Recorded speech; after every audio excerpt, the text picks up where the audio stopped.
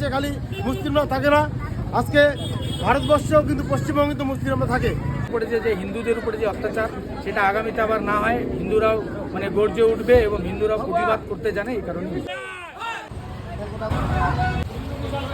মৌলবাদ মৌলবাদ মৌলবাদ মৌলবাদ হিন্দু নিধনকারী ইউনিট সরকার, জিহাদিদের সরকার, জিহাদিদের সরকার, ইউনিট সরকার, ইউনিট সরকার।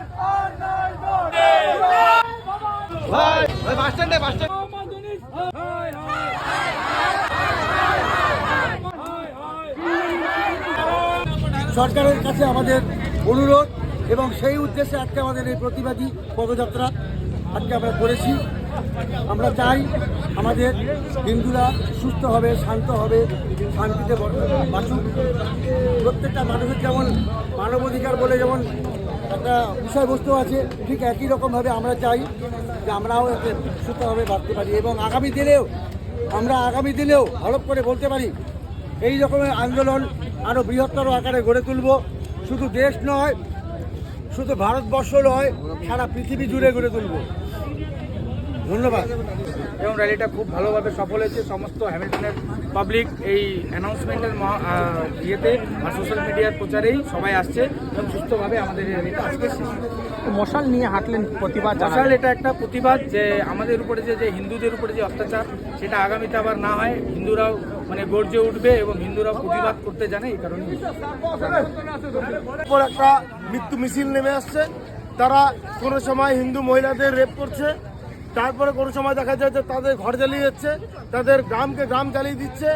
আজকে দীপু দাসকে জ্বালিয়ে দেওয়া হয়েছে। আজকে একটা জিনিস ভাবতে হবে যে শুধু বাংলাদেশে খালি মুসলিমরা থাকে না, আজকে ভারতবর্ষেও কিন্তু পশ্চিমবঙ্গে তো মুসলিমরা থাকে। তা আজকে যদি এরকমভাবে দিনের পর দিন যদি আজকে মুসলিমরা আজকে হিন্দুদের ওপর অত্যাচার করতে থাকে, তাহলে আজকে এই প্রতিবাদ কিন্তু শুধু প্রতিবাদে আকার থাকবে না, সাথে কিন্তু সারা পশ্চিমবঙ্গে একটা রাইট তৈরি হবে, তাতে কিন্তু একটা দাঙ্গা তৈরি হওয়ার পরিস্থিতি তৈরি করছে। আজকে ইংলিশ সরকারকে আমরা এই প্রতিবাদের মাধ্যমে বলতে চাই যে তিনিও যাতে সংযত হয়, তিনিও যাতে সেখানে যারা হিন্দুরা আছে তাদেরকে সেভ করে। যদি তিনি সেভ না করে তাহলে কিন্তু আজকে আমাদের পশ্চিমবঙ্গে তথা ভারতবর্ষে যারা হিন্দুরা আছে তারাও কিন্তু সেরে কথা বলবে না। আগামী দিন কিন্তু লাঠি হত্যা নিয়ে তারাও কিন্তু প্রতিবাদ করবে। এবং আপনারা দেখছেন আমি যেসব যারা বুদ্ধিজীবী বলে নিজেদেরকে, তারা বুদ্ধিজীবীরা আজকে কোথায় আন্দোলন হবে সেখানে যদি